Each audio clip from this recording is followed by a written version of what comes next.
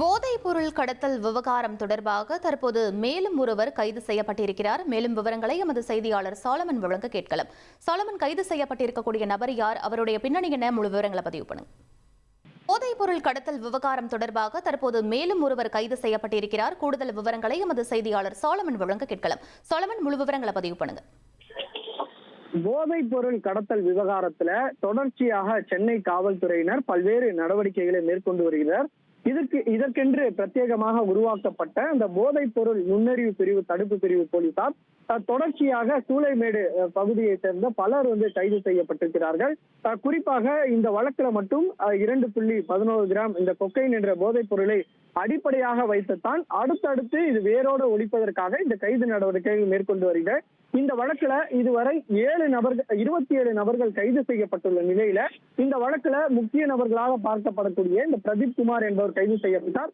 அவருடைய வாக்குமூலத்தை அடிப்படையாக வைத்துத்தான் நடிகர்களான இந்த ஸ்ரீகாந்த் மற்றும் கிருஷ்ணா ஆகிய இருவரும் கைது செய்யப்பட்டனர்.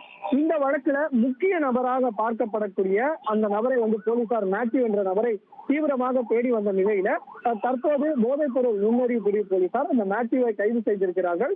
கைது செய்யப்பட்ட இவரிடம் நடத்தப்பட்ட விசாரணையில இவர் கார் வாங்கி விற்கக்கூடிய தொழில் செய்து வருவதாகவும் இந்த கொக்கைன் போதைப் பொருளை பிரபலங்களுக்கு பலருக்கு கொடுத்து தனது தொழில் வளர்ச்சிக்கு இவர் பயன்படுத்தி வந்திருப்பதும் போலீசாரின் முதற்கட்ட விசாரணையில தெரிய வந்திருக்கிறது. அது மட்டுமின்றி இந்த உயர் ரக கார்களை விற்பனை செய்து வரக்கூடிய மேத்யூ பெங்களூர்ல இருந்து அந்த கொக்கைனை கடத்தி வாடிக்கையாளர் பலருக்கு இந்த விற்பனை செய்து வந்திருப்பதும் தெரிய வந்திருக்கிறது. இவர் கொடுத்த தகவலின் பேர்ல இந்த பிரபலங்கள் யாரேனும் இதுல இருக்கிறார்களா, அவர்களுக்கு சம்மன் கொடுத்து விசாரணை மேற்கொள்ளவும் சூளைமேடு போலீசார் தரப்புல ஒரு தகவலானது தெரிவிக்கப்பட்டிருக்கிறது.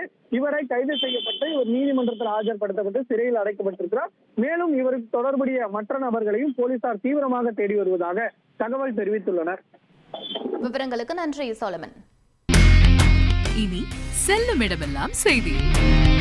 தந்தை டிவியின் வாட்ஸ்அப் சேனலை ஃபாலோ பண்ணினா செல்ல இருக்கும் இடமெல்லாம் செய்தி.